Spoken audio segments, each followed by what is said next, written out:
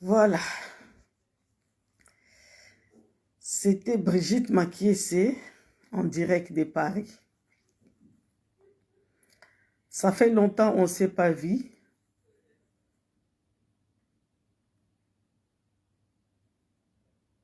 Donc, je suis venue encore devant vous pour parler un peu de notre pays, la RDC. J'ai des choses à nous parler, nous tous. Hein. Un petit conseil et ainsi que d'autres choses.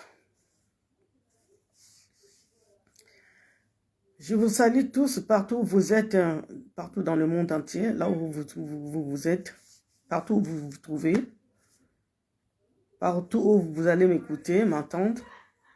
Je vous salue tous dans le nom précieux de Jésus-Christ de Nazareth. Notre Seigneur. Oh, batubile bazobenga imposteur. Selon Bango. Biso topesi bino mbote. Brigitte Makiese apesi bino mbote. Bolimbisanga nde na sali video o na ba air oyo, ba air mo tardif. Eza air bat borlala, eza air bat mususu pe bala mukina donc biso nyonso tolala te. Ba mboka nyonso te baza ya kolala. Na mairie kuna ta mususu baza 6 heures. Ba mboka mususu ta mususu baza 3 heures, baza minuit, baza 15 heures. Donc ba oyoka ba otala na vidéo. En tout cas, s'il vous plaît, si vous pouvez liker, hein. Ceux qui si c'est pour ta première fois de m'écouter, je vous prie de liker. Liker comme ça. Au liker comme ça. Et puis au partager. Parce que je vais parler des choses vraiment très importantes. Les choses de la vie, les choses qui nous accablent. Les choses que moi, personnellement, je ne suis pas du tout contente avec ça. Et je vais vous parler, je vais vous expliquer. Et nous allons comprendre nous tous. Brigitte Makiese apesi bino mbote na kombo na Yesu. Pona ni na ye na 23h parce que j'avais des choses à vous dire mais donc ils sont comme je n'arrive pas à couper ça en gros. J'ai pas aussi le temps. Mais le quoi on a commis tellement makamango so swanga donc il a fallu que je vous parle cette nuit avant que je dors. Na pesi mbote na bato ba botami na journée à lelo. Bato ba passer bato ba fêter ba joyeux Noël. Pas joyeux Noël.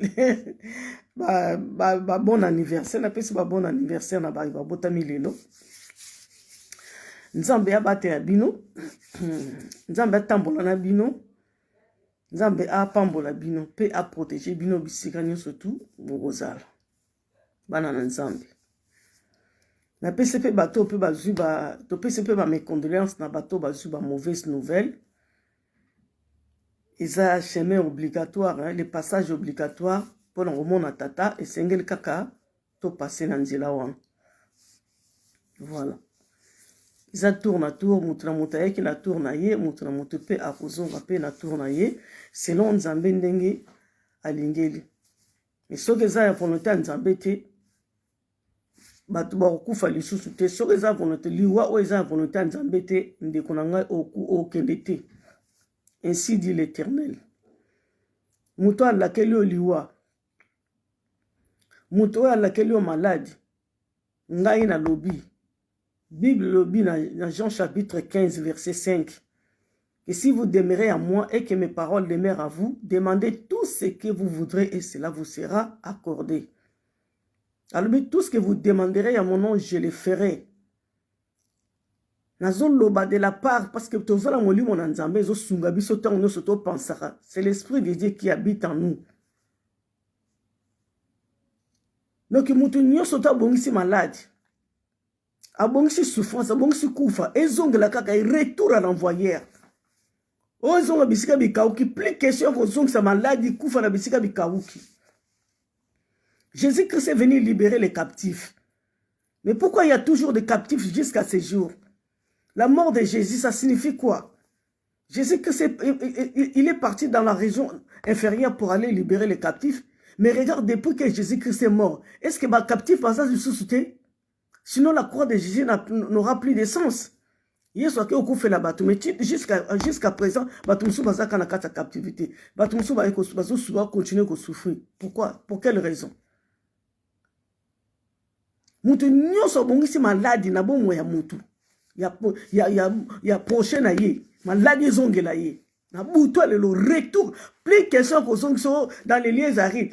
Pas question. Plus question dans les lieux arides. Retour à l'envoyeur. Trop c'est trop. Retour à l'envoyeur. Maladie, retour à l'envoyeur.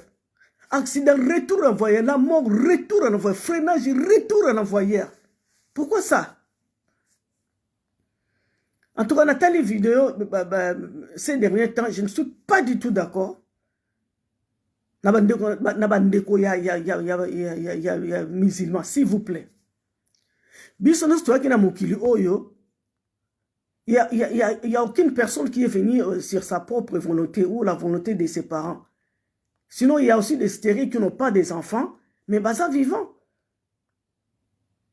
Bazali na mokilo baza pe na banati. Mais si tu as une volonté en Zambie, tout ça la volonté en Zambie, tout ça volonté pour ça et tout. Osogi olinga te olingo mona na misu to fo bomanga n'importe quoi. Tout ça quand a des choses, tout ça la malamu na mabe. Nous avons parlé de la religion. La religion ne sauve pas, s'il vous plaît. La religion ne sauve pas. Et puis, quand Jésus-Christ est venu sur cette terre, il n'est pas venu pour créer les églises. La religion ne sauve pas. Ce sont les actes. C'est les actes qui vont nous sauver. Bon, ça va acte na yo, bandeko. Tout ça va chrétien. Là, je suis en train de parler premièrement na ba pasteur. Nos pasteurs, s'il vous plaît, réveillez-vous. Parce que ma chrétien va souffrir. Ma chrétien va souffrir. Il y a des pays où chrétiens à l'alaka, na ba sous-sol, azo bon maman pour prier. Est-ce que tout le monde va chrétien, ba bima na pays où il y a musulmans, na pays où il y a musulmans, ba qui na pays ba chrétien, nous avons le droit de vivre ensemble. Les pays là, vos pays là où vous habitez appartiennent à Dieu. Même s'il y a des présidents, des rois, les pays appartiennent à Dieu. Donc, si on a moko yo vandaka, musulman zawana, chrétien zawana, tu n'as pas le droit de tuer ton prochain aux en droité. Tu n'as pas le monopole de tuer les gens. Tu n'en as pas. Vous n'avez pas le droit. Mais banda ko bomba ba chrétien. Na mona katamu ata pasteur mokote atelema aloba. Est-ce que tobangaka bango? Ou bien nini, moi je ne comprends pas. Et tout ce monde a tout le temps, les chrétiens, les sang versés, les crucifiés, mais tout le monde a battu ça. Normalement, ce que je demanderai au pasteur, il faut beaucoup réfléchir. Si nous sommes les chrétiens, sans défense, nous allons quitter vos églises. Hein. Nous allons quitter vos églises, s'il vous plaît. Donc, on ne peut pas laisser les chrétiens mourir là-bas, dans l'Inde, dans l'Afghanistan, dans le Pakistan, là où il y a des musulmans, les chrétiens, la kafar. C'est quoi cette histoire-là? Tu ne penses pas la même chose avec moi, mais tu dégages, tu me laisses tranquille. Ou tu me laisses dans mon coin. Aux amis musulmans, s'il vous plaît, nous sommes frères et sœurs sur cette terre. Toi, qu'on a deux personnes. Musulmans, Azan de Konanga. Chrétiens, ce sont mon frère, ma sœur. Tout ça, bandeko. Biso to bon de la kan Nzambe, mogotan bazolo ba Allah. Allah wazan Nzambe non, c'est le même Dieu là qui nous a créés. Si ko nana zo loka biso poto boma bandeko. Nana zo loka biso poto boma bandeko na biso. Chrétien c'est un homme à battre depuis quand? Jésus-Christ est venu libérer les captifs. Jésus-Christ a écrit un message d'amour. Mais message à haine, où tu as? D'où vient le message de la haine? La haine, d'où vient la haine? Et pourquoi la haine? contre les autres religions. Moi, je pense que nos pasteurs doivent commencer à réfléchir. Imam, il faut qu'il reste sur une même table de parler, réfléchir ensemble. Pourquoi les musulmans tuent les chrétiens? Pour quelle raison? Si une personne n'est pas la même pensée avec toi, ce n'est pas le droit, vous n'avez pas le droit de le tuer. Muto alingi azala na chrétien. La christianisme, c'est une religion de la liberté. Dieu te laisse faire ce que tu veux faire. Mais c'est à toi-même, c'est les derniers jours qui va compter. C'est les derniers jours devant le Seigneur. C'est les derniers jours. Ma pasteur Nabiso, il y a même ceux qui sont partout dans le monde, hein, en Afrique, aux États-Unis, à l'Océanie, partout même en Asie. Vous devez réfléchir, vous restez sur une même table et de parler pourquoi les musulmans tuent les chrétiens. Tu as même pensé na yote, tu me laisses tranquille, tu passes. Pourquoi vous tuez les chrétiens? Les chrétiens aussi, ils ne peuvent pas chercher le monde où il n'y a que les chrétiens, ça n'existe pas. Nous devons rester ensemble, comme Dieu nous a envoyés ici sur cette terre, de rester ensemble. Les chrétiens, ils ont trop. Il n'y a personne qui parle. Normalement, passer les chrétiens.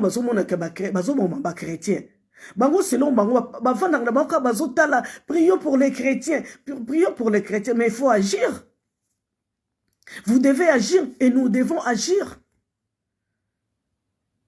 Ce n'est pas agir en prenant une arme ou bien en prenant un couteau, en priant quoi, ou bien insulter les autres. Non. Restons sur une même table, parlons-en. Qu'est-ce qui ne va pas? Les chrétiens et les musulmans, qu'est-ce qui ne va pas? Moi, je vais servir Christ. Je suis libre de servir Christ. Il n'y a personne qui pourra m'empêcher de servir Christ. Et vous voulez choisir, c'est un choix. C'est un choix. Si vous choisissez servir Christ, vous restez à côté de Christ. Si vous choisissez à servir Mahomet, vous êtes libre. Et les chrétiens n'ont pas le droit de tuer les musulmans. Non, les musulmans aussi n'ont pas le droit de tuer les chrétiens. Et je n'ai jamais vu les chrétiens tuer les musulmans. Nous n'avons jamais pensé à faire ça. Et nous n'allons pas faire ça. Depuis aujourd'hui, jusqu'à ce que Jésus-Christ reviendra, les chrétiens ne feront pas ça. On ne peut pas se tuer comme ça. On ne peut pas tuer les autres. On n'a pas les droits. Même aucun président ne parle de ça. Donc, est-ce que ça vous fait... Qu'est-ce que vous sentez quand vous voyez, on tue les gens là-bas? Qu'est-ce que vous sentez? Et pourquoi vous acceptez des choses pareilles? Pourquoi vous laissez les choses pareilles continuer de temps en temps? Pourquoi? Pourquoi vous ne voulez pas parler de ça? Même le président de la République. Restons sur une même table. Botunana. Quelqu'un qui veut servir Christ, pourquoi vous voulez tuer les gens? Pourquoi vous tuez les chrétiens? Les chrétiens ne vous embêtent pas. Les chrétiens sont vos frères. Les chrétiens sont vos sœurs. Comme vous aussi, vous êtes nos frères, vous êtes aussi nos sœurs. Pourquoi les musulmans tuent les chrétiens? Moi, je ne comprends pas. Moutou Azan a même pensé na yoti. Donc, il faut bomaïkak. Et ça te fait plaisir. Ou rendre gloire à quelqu'un, non. Dieu ne nous a pas permis de tuer les gens. Non. On n'a pas le droit de verser le sang. On n'a pas le droit de verser le sang des autres. Moutou Azan opinion na yote, tu la laisses ou bien tu le laisses tranquille. A prier son Dieu, qu'il prie son Dieu. Toi, tu pries ton Dieu et moi aussi, je prie mon Dieu. Point barre. Le pasteur, vous qui parlez l'anglais, vous parlez dans toutes les langues. S'il vous plaît, cherchez les autres pasteurs cherchez les imams, faites comme un débat, hein, s'il vous plaît, si c'est nécessaire. Moi, je trouve que c'est important de faire ça. C'est important de le faire. Cherchez les imams, restez sur une même table, faire un débat. Les chrétiens nous, on n'a pas le droit de faire ça. C'est un choix qu'il a fait. Quelqu'un fait son choix et vous la laissez tranquille. Ici, nous habitons aussi en France avec les musulmans, mais on n'a pas le droit de tuer les musulmans. Pour quelle raison déjà? Je ne peux pas les tuer. Et Moutalinga qui est né à Christ, à Christ. Moutalinga qui est un musulman, c'est à toi de dire que voilà les conséquences si vous allez là-bas, voilà les conséquences, mais on n'a pas le droit de tuer les gens. On n'a pas le droit. Les pasteurs, vous devez faire quelque chose avec les imams. Consultez les imams, s'il vous plaît. Il y a aussi d'autres imams qui sont compréhensifs. Il y a aussi des imams qui sont bons, qui sont gentils. Vous pouvez les contacter, faire un débat. Pourquoi les musulmans tuent les chrétiens? Vous entendrez là-bas en Chine, on a tué les chrétiens. Là-bas en Inde, on a tué les chrétiens. Là-bas en Irak, on a tué les chrétiens. Là-bas à Lagos, au Nigeria, on a tué les chrétiens. Pourquoi ça? Si quelqu'un ne veut pas être un musulman, est-ce qu'il mérite la mort? Non. La religion ne sauve pas. La religion ne sauve pas. Moi, je trouve ça, c'est pas normal. C'est pas normal.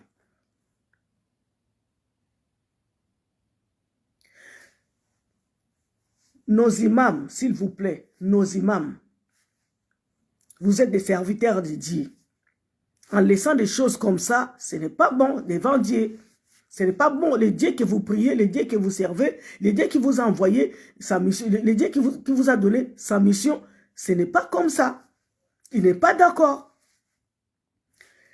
Les imams doivent contacter, non, les chrétiens doivent contacter les imams pour parler un peu qu'est-ce qui ne va pas.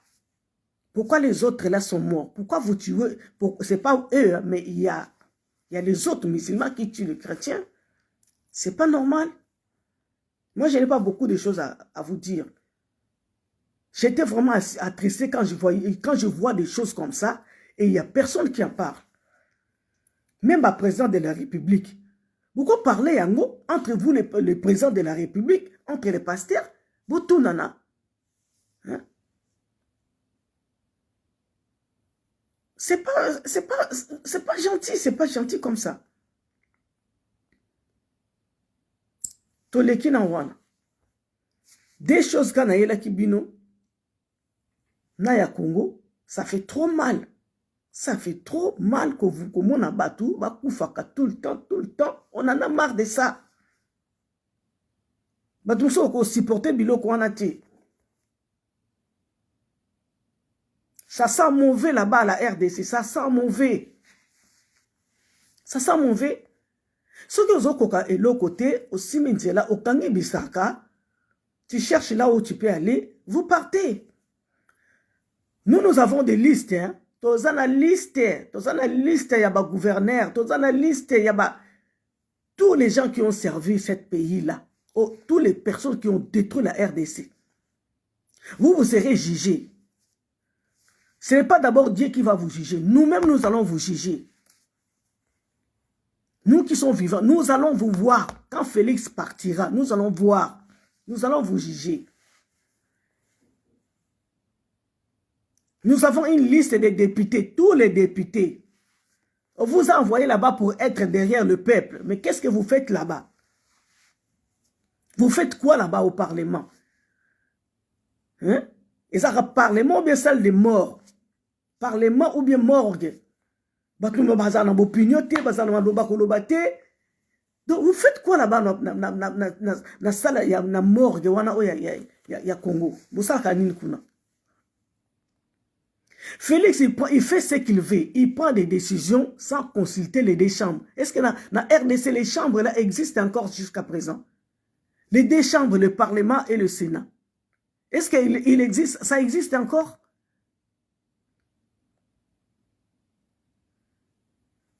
Il n'y a pas longtemps, je crois, Napaka Djouma, ce que j'avais regardé, Napaka Djouma, ils ont détruit leur habitation. Détruit Bisika, Basaki, Vanda, Basaka Bisika au Kendete. Président Félix, si c'est Tobengé Kara président, même si Tobengé peut Félix, ils ont qu'un dengue moukou. Félix, si c'est qui dit,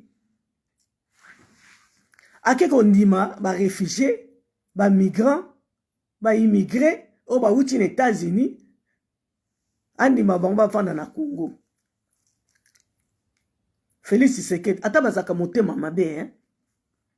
Atabazaka motema mabe. Yona ndako na tata na bino Tshisekedi wana ndako na bino alimete wana, limete subwa wana. Soki bazuba Pakistanais, bazuba Indien, ba yena bango na kati ndako na bino bavanda kuna, yoko na kati ndako na bino wana. Excusez. Na kati ndako na bino alimete subwa bisika bazaki uvanda. Ba Pakistanais balobaki bazuba batini batu ba kovanda na kati ndako na ba remplir ndako. Est-ce que yoko sepel? RDC yango yo comme si on le kona poulailler. Félix Tshisekedi a commis RDC comme un poulailler. Félix Tshisekedi a commis RDC comme le kona pakaban tsoussou. Hein? C'est pas normal. Ce n'est pas normal. On dit ma bindima. Vous êtes là pour accepter inacceptable. Qu'est-ce que vous êtes venu faire là-bas, vous? Vous êtes venu faire quoi là-bas?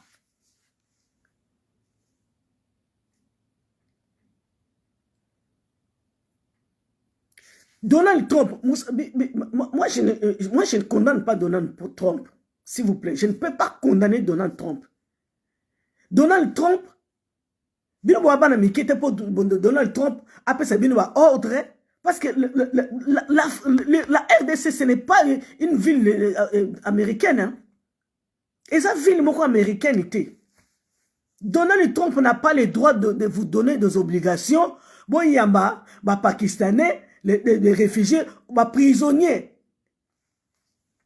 Ce ne sont pas des réfugiés, c'est des prisonniers, comme des brigands,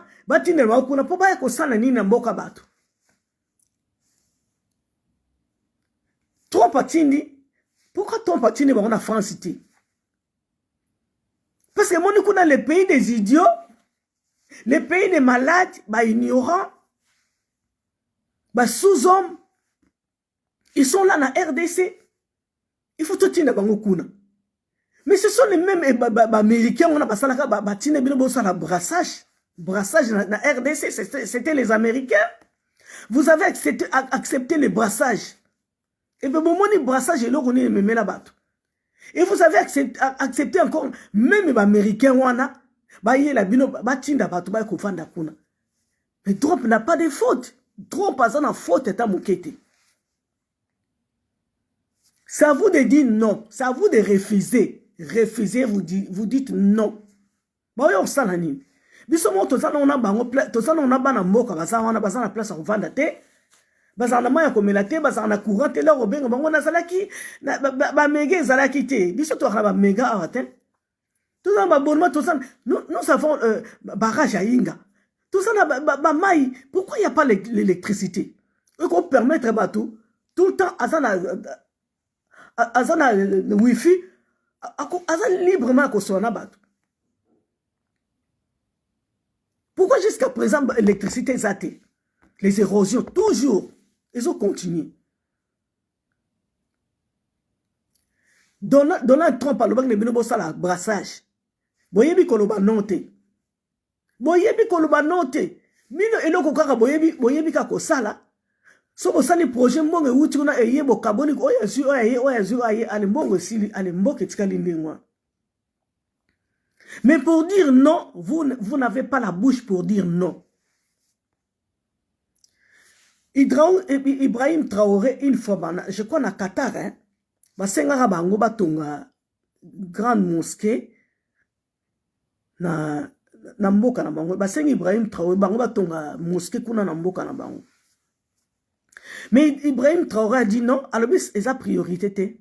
Ce n'est pas une priorité, c'est sa priorité. Est-ce que Babeta qui est Massas? Est-ce que Babeta qui est Mundouk? Est-ce que Baboma qui est?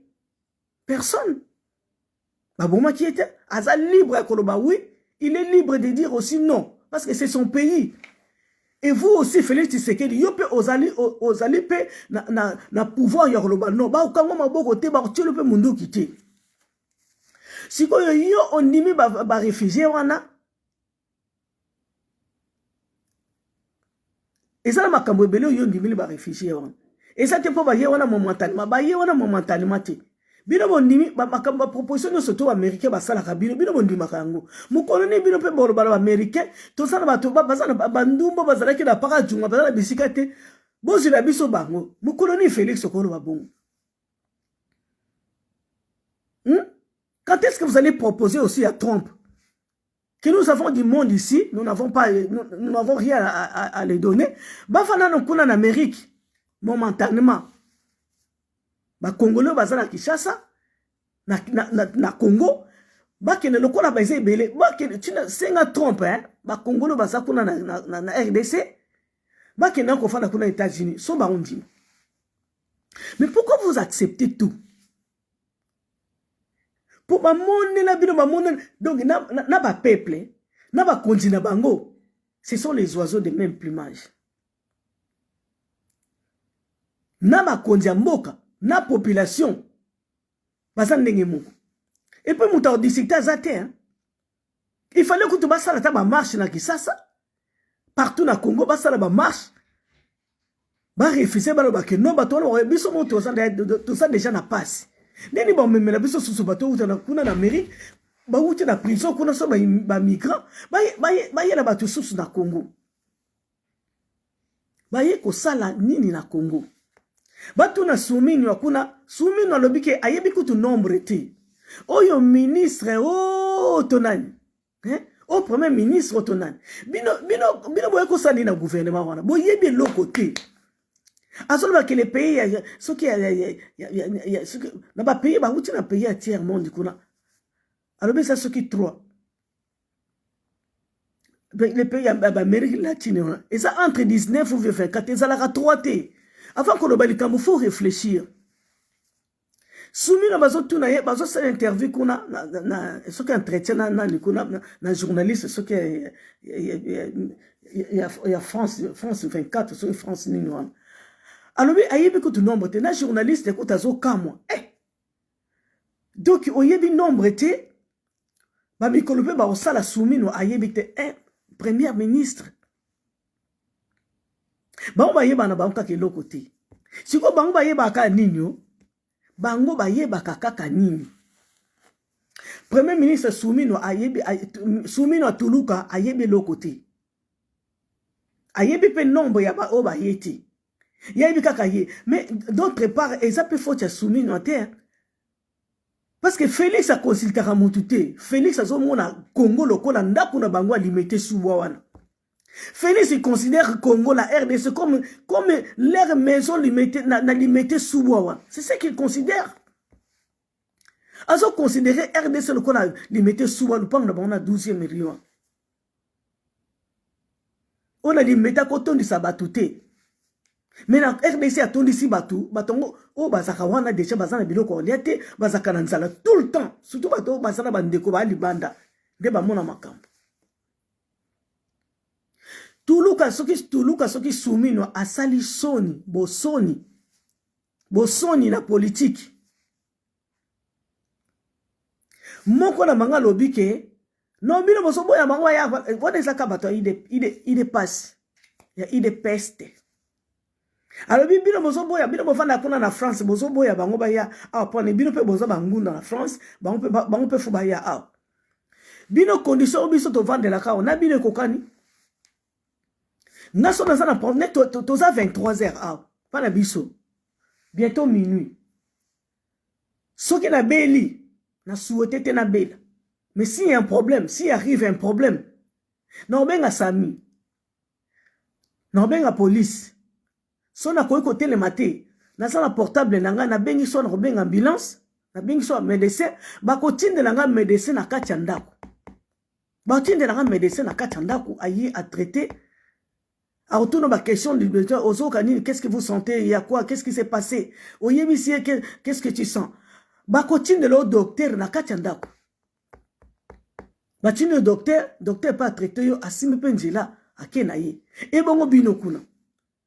Awana mboka oyo. Mutunyo soto aliaka. Tozan électricité jour et nuit. Mutasangi courant awana mboka yazate. Mutasangi pe mai na mboka oyo yazate. OK? Mais bino soza na malade ko benga nani? Bobenga mututi. Osana muto yo obenga te. So osana mbongo te. Kufa na okutu na kati ndaku na o. Bango il s'en fout. Même ambulance ya pambo ya kozwa muto na mboka na ba yebite ndenge na ambulance esalaka. Pourtant Félix Tshisekedi avant na Belgique plus des années, Félix Tshisekedi avant na Belgique. Mais azo kukaka ko transformer RDCT. C'est comme si vous vendez un bidonville, on se na bidonville, je sais même pas quoi dire. Bon, ça là, makam loko la bateau ba vivant, loko la bateau ba zana bon moi. So moni mutasani malamu, yo posani malamu. On va na Belgique, on va na kwa Belgique ndenge zali. Botongi pe kuna. Bino botonga ki loko te. Botonga ki loko te. Soumino asali so bosoni, onena loba bosolo na politique mais bosoni na politique. Premier ministre Soumino asali bosoni na politique. Devant journaliste ayokisi RDC Sony. Pourquoi ayokisi RDC Sony? Ayokisi RDC Sony. Pourquoi? Parce que makambo o yakuna bango ba yebite. Félix il décide comme il veut. Félix il décide toute seule. C'est lui le garant de la République, c'est lui le garant de la nation, c'est lui le garant de tout. C'est lui le garant du Sénat, yé aza garant kaka ya gouvernement. Yé aza garant.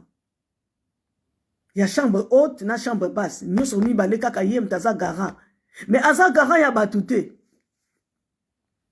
Aza kaka garant ya ba décision, il prend des décisions toutes seules.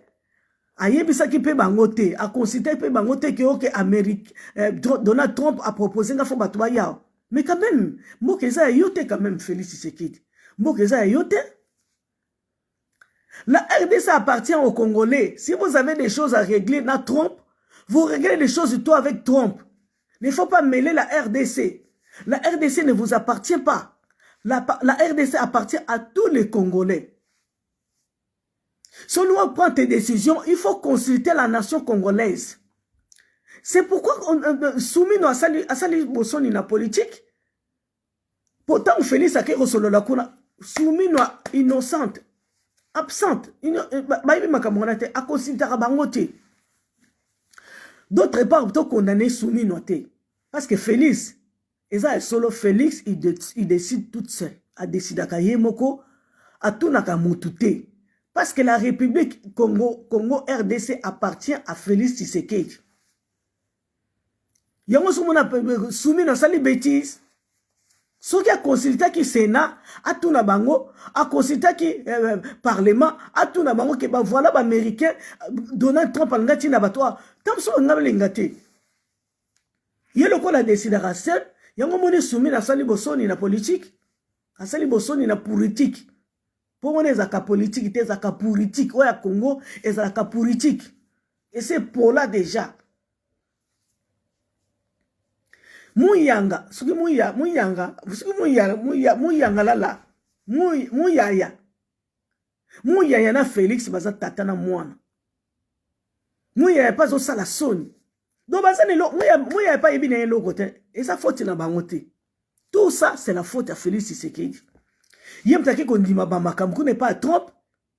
Allez. Vous êtes là que pour obéir. Pour pas dictateur, bino dit A, tu dis A. Donc bino bosan de ngwanaka. Bosan la brassage mon dimi brassage. Boko mi kolela. Allez, Trump lelo so soye atina bino. Wala ba Pakistan, ba Pakistanais bazoya, ba Afghanistan bazoya lisusu. Bayaki on a besoin de Chilien, Afghanistan, Bazoya. Oyo mboka ya ndenge nini, oyo peuple ya ndenge nini, peuple moko disitaka na ete. Peuple moko zoba. Makasi na mga yaka soba moni musique concert ko beta. Nde bango bazwi makasi. Makasi ko sala ya kotelema na balabala, lokola bazala kaneti malanda ngombi, nde musala bango basala kayangwana. Mais makambo ya très important, oyo ekoko bongisa mboka na bango, bango bakipa yango te. Tous on a 80%, entre 70 ou bien 80% ya ba jeune, o ba koko telema pour mboka bongo. Mais ba jeune nango babosa na mboka. Babosa na mboka. Mboka na bango to bapesa ngo mukongo. Baka bakota na musique. Musique esi la rate. Ba pexi mutu pe musique te. Mais vi na yo o ezo bonga te. Vi na yo o ezo bonga te. Olingi na bongishira yango. Et loko nde o trompe asali. Ba jeune ba kokai ko bimebele boke na ambassade ya Amérique. Boke na ambassade des États-Unis d'Amérique, boke ça bango que pas question ya kotinda bangunda na ba immigré na bino na Congo, pas question.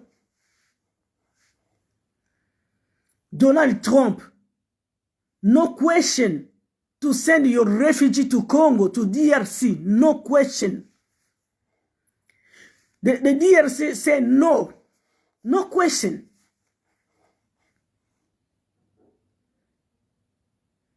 Nde biso ba de population congolaise ba même ba jeune ba bobimi na balabala ti boke na ambassade d'Amérique boke bisa bango mboke za Félix te mboke za Félix te boke bisa Trump ke to lingi bato na baya na mboka na biso te biso mo après to wana passe Trump à l'équipe Europe et kangana na bango à l'équipe Europe à l'équipe kuno Océanie ayena na Afrique. Mboka ya ba faible. Mboka ya ba faible. Mboka ba ignorant déjà baza riche na mboka na bango, ba mo ba koki ko gérer pe ba richesse na bango te. Ba koma bandeke luka musana ngo bitambola tambola lo ba kenda mabelo ba kenda mabelo bazo luka ba yebi te. Ba koma ba kondime ba yebi loko ba kosa na pouvoir te. Kabila tanga koma ka mukonzi ya. Kabila zaro ba français bien te, mais asali tout. Bon mon ndenga zaliti. Bon Kabila soko ba français. Asala tout aye ko le poisa qui na besoin nango. Abina komi mukonzi na mboka oyo. Il faut na sala tout. Mais bino sala ke lokoti.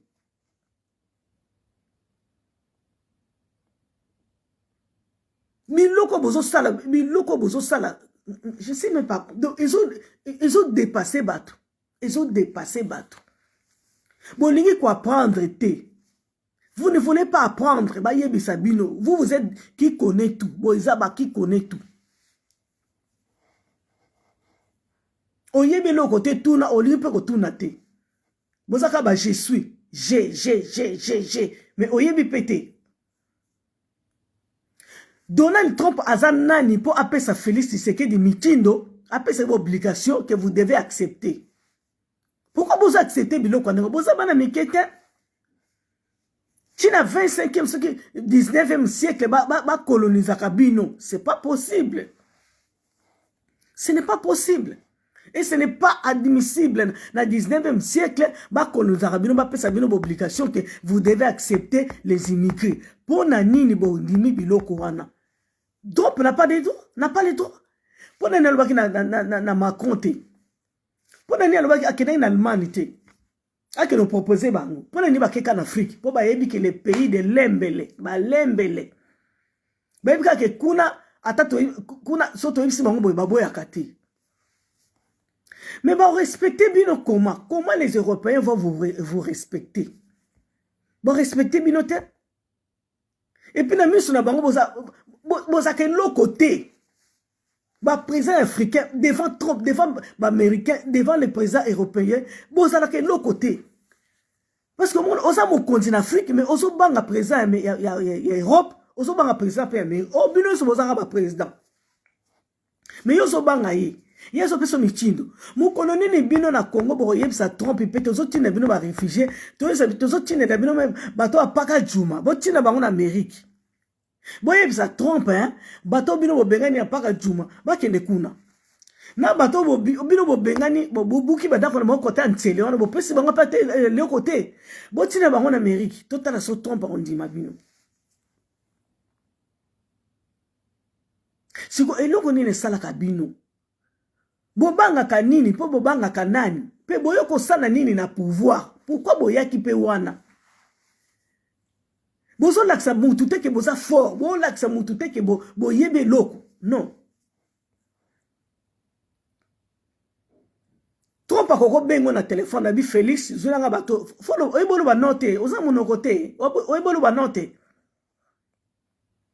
Pona ni ondimi. Ils ont laksa faiblesse à président de la République. Ils ont la faiblesse, il y a président de la République. Ils ont la faiblesse. Kaka il y a président de la République. Naba Congolais, basomo naba Congolais, ba Congolais bazo baboye. Hein?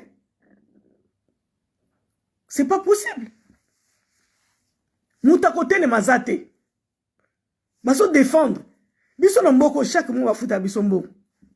Bino ko bafuta bino kombe. Et l'autre côté. Biso so zalama bana bakendeke classe. Bakendeke classe tous les jours. Bana ya moko bazana ba bourse. Bino bazana l'autre côté. Même beaucoup na richesse. Sigo yo solo bana bango osolo bake bino bofana akuna bofana boza bangunda boniko ni mabato na mboko na bino te. Condition ni o bino bofandi na bango bofandi na bango kuna. Déjà bino mo bana mboko autochtone bozanda déjà na ba condition ya mabe. Bozala kana ba condition mabe bolali bozo ba tete lobi soko la muka bien. Mais vous ni ma trompe atine bino ya trompe on atine bino mundu atine bino Alexis Félix mundu ki otonde. Félix Sekete. Trompe. Et ça moi j'ai compris hein. Félix animi biloko wana. Animi ba réfugié na ba yakuna animi ba pambate. Ani mangolo ko nazo senga protection par Trump. Trump a protégé. Azum mboka ba minéré na biso. Apesi Trump ba exploiter ba minéré na biso pendant 99 ans. Bato ba comprendre 99 ans pendant 99 ans. Et ça laka. Pendant 99 ans, pendant 99 ans, Trump a exploité ba minéré. Ozo bande ni noir. Oyo zoba iki muchindu ya mutaboy. Iki muchindu ya mutu ya boy. Nalo bataki Kongo leta. Iki muchindu. Nona neva ba américain ba exploiter. Yokuto oza so na 60, so di 65, 60, so di 60 combien. O tire peut-être na 20 ans. Donc 80 nyo so temps yo o tire ko kabamboka yo kufi na yo. Bino so di bo kufi, biso to bandolanda kabi. Mutako kota lola te entre bino nyo so to boko kota te. Soko tira osaki mokonzi ya mboka osalaki malamu to tiki kimia awa te o paix à son âme. Et ko sala paix à son âme te. Po tiki kimia awa te. Makamu nyo so to mabe o tiki ekolanda yo kuna. Tu seras tourmenté là-bas. Ko sana kimia te parce que tiki kimia awa te. Ye trompe na nyangwana. Ye trompe na ona ko na ni trompe te. Et ça des fautes à Félix Tshisekedi. Lokola azobonde la trompe pour à sécuriser ye. Yamana ndimi biloko wana. Yamana zo sabino mangba solo. Lokola zo luka sécurité ba sécuriser nde ye mais ba américain ba sécuriser ba congolais ti ni RDCT. Andimi ba réfugié andimi proposition à Trump pour Trump à sécuriser ye. Et ça n'est ngwana point barre. Et ça maka musu soutien. Pour batona ba revanda wa. Ba kofanda ba réfugié wa. Wana ba yaki wana ba saka 15. Mais misusu bazoya, ceux qui plus de 1000 bazoya. Ba congolais, réveillez-vous. Réveillez-vous pour ça la marche dans l'ambassade d'Amérique. Ou bien tout ça là, il faut tout créer compte moko koluka mail moko ya États-Unis Amérique. Boluku mail bon ça la pétition. Moutounio se fois signé. Pour ça la pétition Moutounio se tout va tia signature na ye, bon tu n'es pas un trompe. que nous ne voulons pas que les réfugiés viennent au Congo. Non. Soit, il y a la France, et pas bande qu'on a bango. Les États-Unis, ils ont des Européens. Soit, il n'y a pas bande qu'on a bango en Europe. Mais puis, ça bande qu'on a bango. Afrique, ils ont bande qu'on a bango. Amérique, ils ont bande qu'on a Europe. Pour nous, il y a en Europe. Pour nous, il y a en Allemagne, en Belgique, pour nous, il y a en pour y a comme meka ko tout mais pour ni ba monde la kaba africain so vous en bino incapable o koki na ki bo conduite hein o luki moto akoki bo tiki na bino trompe au Congo na makasi te trompe l'équipe à France à l'équipe Australie aye qu'en Afrique ils sont là que sa faiblesse ils sont là que c'est une faiblesse mais ça na mutu moko o na mutu yebisa bino siko mutu moko Ibrahim Traoré va proposer à ça ba sala nini kuna ba tonga nini église na bango batona ba tonga mosquée kuna na mboka na bango abi non eza priorité ti est-ce que bakangi bobino banga trompe mpona na maloba kuta koloba ezo sila bato mais ba congolais bolala tibongite ba congolais fo botelema pona mboka wana soki botiki ba pakistanais wana ba soki ba chilien wana ba ye wana boko tika susu ba afghan ba ya wana mboka ekota na mobulu mboka ekota na mobulu Félix il va partir hein lui avec son gouvernement ils partiront bino botika ndeni encore bino bokoka ba posa pembe te tant bon mona posa pembe mona bo craquer bo bona ma lokola bo mona ba lokola neti bango to landa Jésus na si boko bota na bango po bota mona pembe auti na prison kuna za prisonnier albino ba ndiko tana mo ndiko solo il faut bo chassa ka bango bo solo na bango te ba congolais ba réfugiés ba yena ba so poser une question bo menga na bango go to your country go back to your country yebisa yenengwa so yebi anglais tenga na so yebisa okute na mutolo bana go to your country go back to your country yebisa ba onengwa so ba no bo bana ko menacer bango bo menacer ba immigrants bo menacer bango bon mona o mususu basakuna o bazobongisa baya bakokima bo banda ko menacer bango botika bango te bo banda ko menacer ba immigré o Trump atindi soki ba moni ba bazo menacer bango o bazakuna ba ya sute voilà bakomona na batunde ngwana te bakoko sanda na mutu moko o ba imposa mais bakoko sanda na congolais nyoso te ba congolais nyoso to bazana Congo bakoko sanda na bino te. Pourquoi vous laissez des trucs aller comme ça? Pourquoi vous tiki biloko le kandengwana? Normalement, il fallait pas que tu bâtisses ma colonie. Déjà, tant que proposition, car il y a Trump et Bandaki, il fallait des manifestations mounene sana na Congo. Na Congo mobima. Manifestation sana ma que non, pas que ça baya wate. Bon, moi, mon Trump a na pe bangote. Bino ba manifester kate. Bon, no ba ke loko monte, bino to bolala kansala bolo ba elo monte. Mais si on a tenu le cas, moi $10, a tenu le mongo awa. On se tient dans la scène, tu as des amours qui n'ont pas de contenu. Mais tu vas détruire bien le vélo. Bon, conteste à rater. Ni son abino botiango awa na poto. Ni tu botinegi ba machine et ya kosala bino mbongo awa.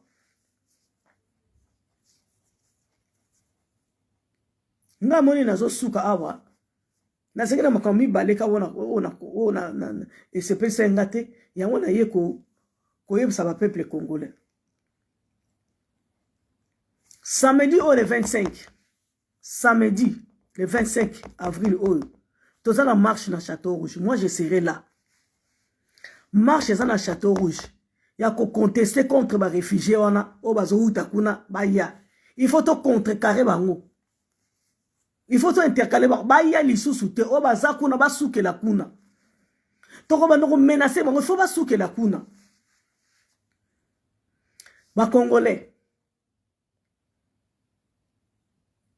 Bon luka mel ya Trump. Ou bien bon luka mel ya Maison Blanche. Na prépara ki angoti. Beta kota na Google. beta kaka Maison Blanche, Maison Blanche, ba otinde la bino. Ou beta na Google au lobby kana au parler wana bozana besoin ya omnini mail ya Maison Blanche. Et comme il m'a envoyé partout hein. Na Google mail ya Maison Blanche sali. Bon sali a pétition au lobby que no question. No question in a Trump. Don't send your refugee in Congo. No.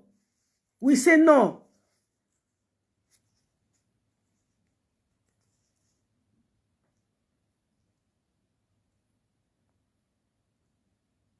Trump a président quand il Félix Tshisekedi Nengozali. A quoi imposer batouté. Ce qu'il a imposé, moi j'ai déjà compris. A imposé a imposé été.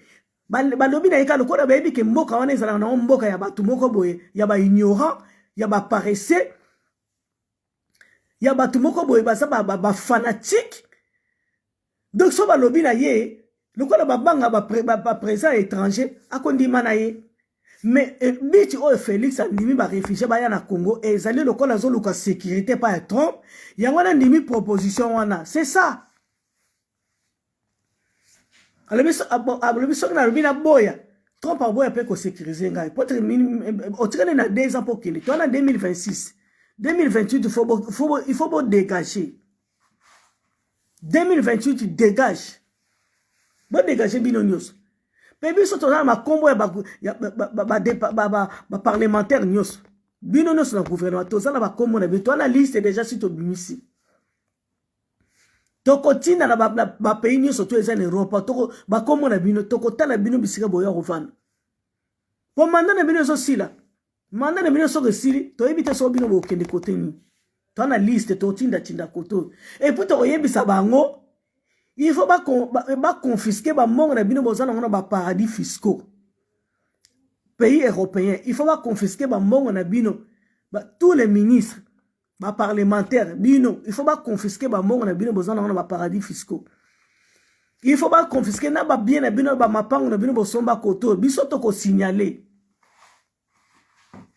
voilà faut pas la makasi hein faut pas la makasi vous ne pouvez pas accepter inacceptable tout le temps Donald Trump na mundu ki a otela motutin. Bah, proposons que nous voulons envoyer des réfugiés là-bas. Tu dis non. On a besoin que tu te tournes en bateau. Oye, c'est que non. Bino mozo ba pata paka jumana bateau ya téléphone bo tine mona mi. Bo na ka Trump. Boye bisa yeka ka ke biso to bengani bateau na paka juma to na bisika otinga bango te. Bozo bango na pour quelque temps. Bo cha bango kuna. Moi ya lobi ba vana ka quelque temps. Mais so ba vana quelque temps ba ki ko sala nini? Pourquoi ba tigali ka kuna te? Poni batikali kuna te. Trump a koki ba miyibi wana te. Baza bato ba mesa na minduki. Baza bato ba mesa na guerre. Trump a koki bango te. Bino de boko ka bango. Bino boko koka bango na Congo. Bino koka bango.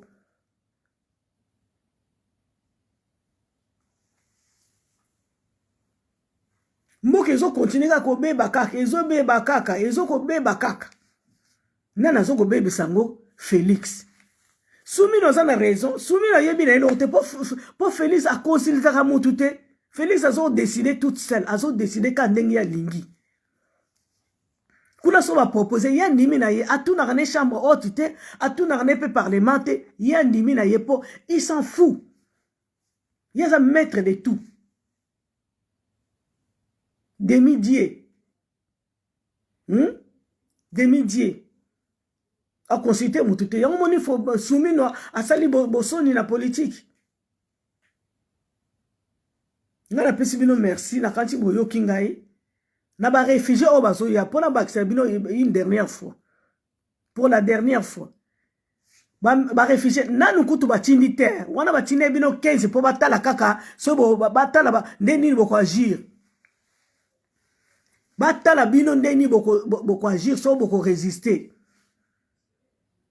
Ba moni bino bo vandi ne bazolo belo côté ya bazo préparer les ce qui mili combien ya bafgan ba yakuna siko Trump ayebi ke bato wana batiaka bango mobulu kuna yango nazotinda bango na Congo ayebi ke bato wana mutu batiaka bango mobulu batiaka bango batrouble kuna soki kaka bato wana ya trouble wana bakei bango bavanda calme yango mona tindeli bino wana eza pamba te bokota na Google boloba kaka mail ya Trump mail ya Maison Blanche bozoluka mail ya Maison Blanche soko moni yango bosali message osali kaka message olobi Mr. Trump please olobi Mr. Trump good morning Mr. Trump ouais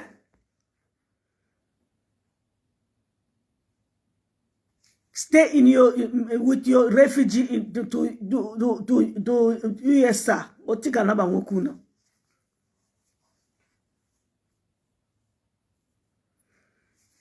olobi good morning Mr. Trump don't send your refugee to DRC. The DRC said no to your refugee.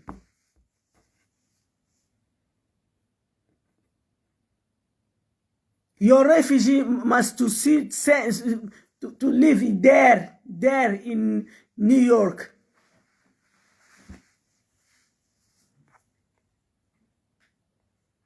Okomika bongo. Okomano makambebeleta.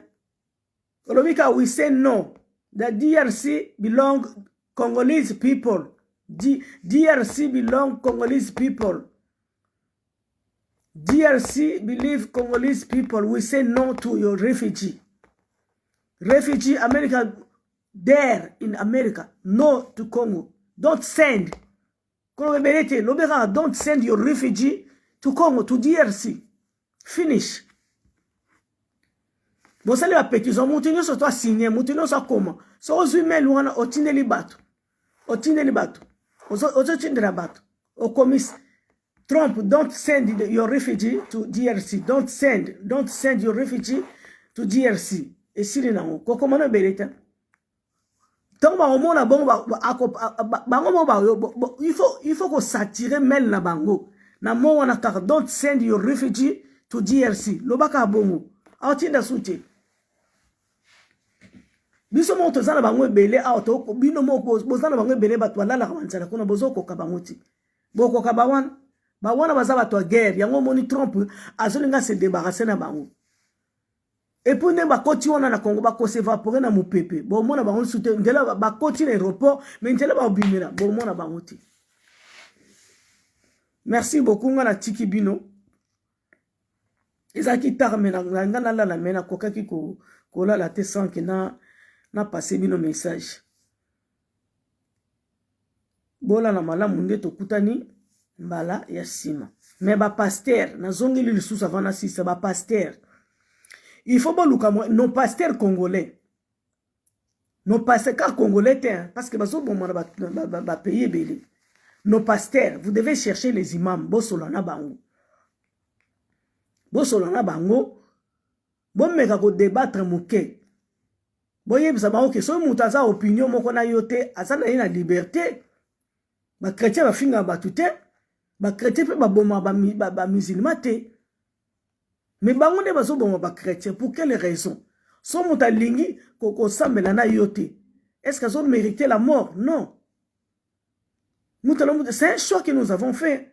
Bango pe ba sali choix. Est-ce que bango yo sali choix ya kuna? Boya bomayo, chrétien bomayo non, azana droit. Et vous aussi vous n'avez pas le droit de tuer les chrétiens. Vous en avez droit. Chacun a sa liberté. Et le christianisme, c'est les religions, il y a liberté, mais toi, ça la choix. Mais juste dans les derniers jours, nous allons justifier nos œuvres. C'est les œuvres que nous allons justifier. Voilà.